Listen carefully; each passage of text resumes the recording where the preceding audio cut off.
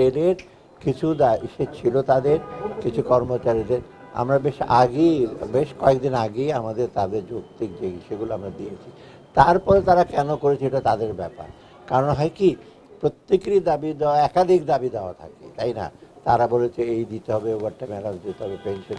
আমরা যতটুকু আমাদের সম্পদের সেটা আমরা বলেছি, অন্যরা সংস্থা আমরা যেভাবে দিচ্ছি আমরা দিয়েছি। এতে তো মোটামুটি আমার মনে হয় একটা যুক্তি ছিল এবং আমরা দিয়েছি সুবিধা।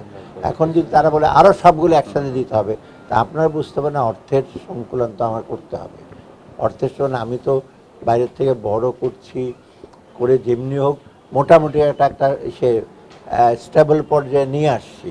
অতএব এখন যদি অন্য অন্য দাবি দাওয়াগুলো এগুলো দরকার হলে মন্ত্রণালয় এসে করবে।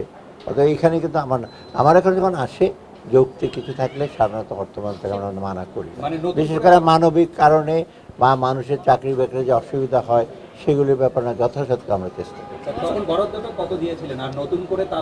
না, আমি একচেকে বরাদ্দের অঙ্ক না, নতুন যেগুলো বলেছি সেগুলির সাথে অন্য নতুন একই দাবি আছে। অর্থাৎ আমি তো আলাদা করে আমি রেলওয়ের ওদের জন্য বলবো যে তোমাদের জন্য আমি দেখলাম, কিন্তু ওরা যেটা বলেছে ওভারটাইমের ব্যাপার ছিল ওদের যে ইস্যুটা, সেটা আমরা সলভ করেছি। আমরা ঠিক আছে ওভারটাইম ইস্যুগুলো অন্যগুলোর এখন যদি বলে যে আমরা পেনশন গ্র্যাচুইটি এগুলো যোগ করতে হবে, তো অন্য অন্য সংস্থা তো আরও অনেক দাবি আছে, আপনার নিজের সরকারি অন্য মানে যেটা আমাদের কাছে একটা ছিল ওভারটাইম মেনে আমরা অলরেডি সার্কুলার ইস্যু হয়ে গেছে, এটা আমরা বলেও দিয়েছি।